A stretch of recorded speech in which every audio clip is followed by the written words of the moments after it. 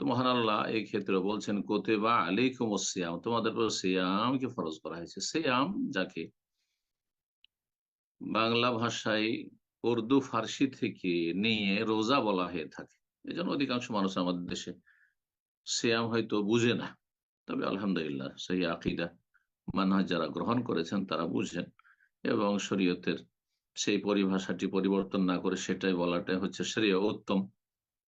কিন্তু যদি কেউ সিয়ামকে রোজা বলে, না জায়েজ কিছু নয়। এইরকমই সালাদকে সালাদ বলাটাই উচিত এবং সেটাই উত্তম।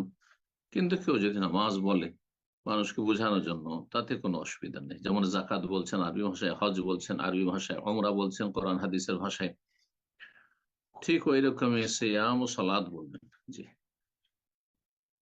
এটাই বেশি উত্তম। আল্লাহ সিয়াম ফরজ করেছেন। সিয়ামের শাব্দিক অর্থ কি? সিয়ামের শাব্দিক অর্থ হচ্ছে আলিম সাক, বিরত থাকা। বিরত থাকা কিসে থেকে বিরত থাকতে হবে?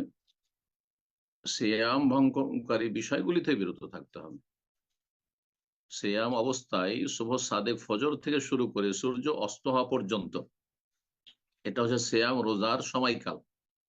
সোম্মাতিমুস সিয়াম ইলাল-লাইল, আল্লাহ বলছেন রাত আগমন পর্যন্ত সিয়ামকে পূর্ণ করতে হবে, মানে সূর্য অস্ত হওয়া পর্যন্ত।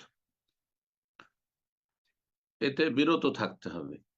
কিসে থেকে বিরত থাকতে হবে? এক নম্বরে হচ্ছে যে রোজা ভঙ্গকারী বিষয়গুলি থেকে বিরত থাকতে হবে।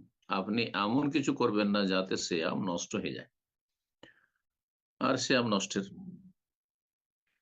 বিভিন্ন কারণগুলি রয়েছে, ইনশাআল্লাহ তাআলা আমরা আগামীতে আলোচনা করব, অথবা আজকে আমরা সংক্ষেপে বলার চেষ্টা করব। আল্লাহ তৌফিক দান করেন।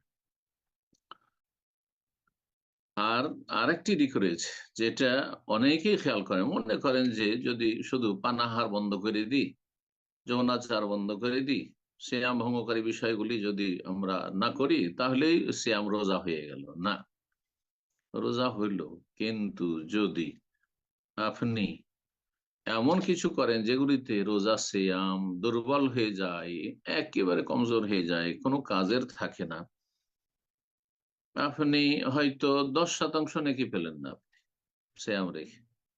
এর কারণ কি? এই কারণগুলি আপনাকে জানতে হবে, যে কোন কোন কারণে সিয়াম আপনার ক্ষীণ হয়ে যায়। যেমন আপনি শরীর স্বাস্থ্য সম্পর্কে জানছেন যে কি কি কারণে মানুষের প্রাণ নাশ হয়, মানুষ মরে যায়, সেগুলিতে আপনি নিজেকে বাঁচিয়ে রাখবেন। আপনি মরে যাওয়া থেকে আপ্রাণ চেষ্টা করছেন নিজেকে বাঁচাবার, দীর্ঘদিন বেঁচে থাকার জন্য। ঠিক তেমনি কি কি কারণে